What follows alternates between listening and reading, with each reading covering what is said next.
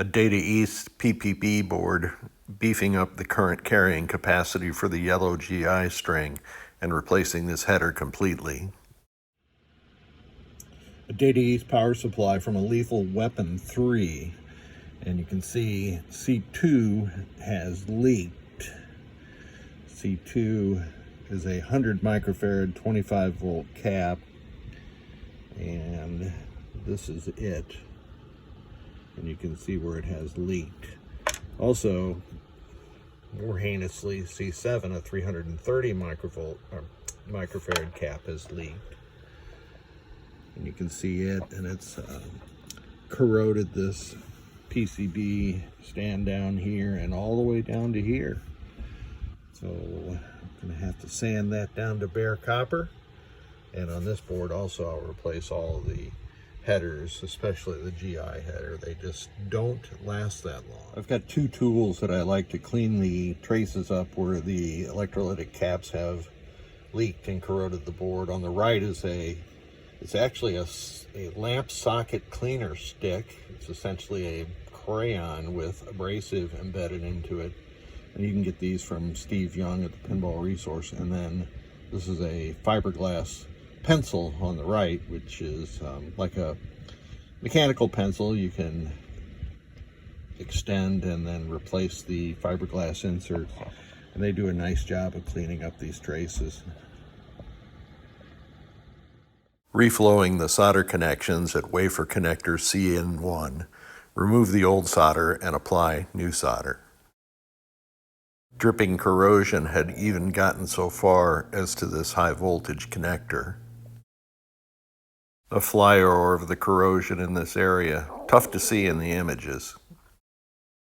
Corrosion abated, new parts installed, and bare copper conformal coated. And today we have a Lethal Weapon 3 MPU. There is what I did to it.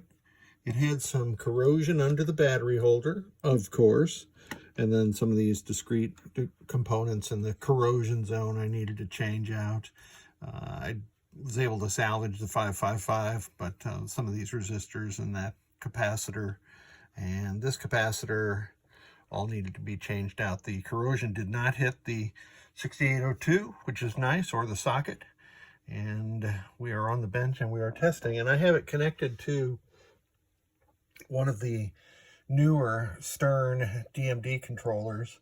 And talking with my friend Victor, I thought that, we thought that there's a possibility that Data East would display the pixels correctly using one of the newer display controllers. This is a Stern LED DMD, and if you use the old display controller, it wraps the pixels around from the top to the bottom, and in this one it just truncates them on the top.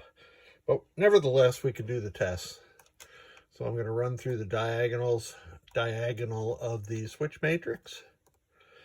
I don't have a soundboard connected because I don't have a Lethal Weapon soundboard handy, but I just finished testing this MPU with a Simpsons ROM set in it, or Simpsons ROM, sorry, and it tested just fine.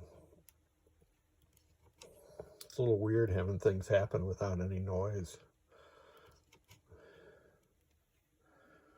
All these are functioning properly. There's a little ghosting on my little LED panel. It is a LED panel, and that's what they do. Flashers.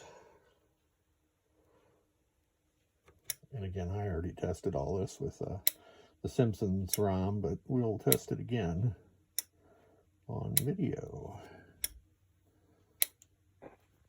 And while that's working its way through it, you can test the special solenoid switch drives, and they are working correctly.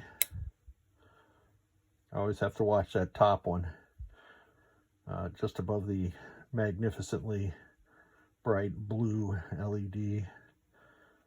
I really need to put a higher resistance resistor in there to limit its current a little more so it's not so blinding.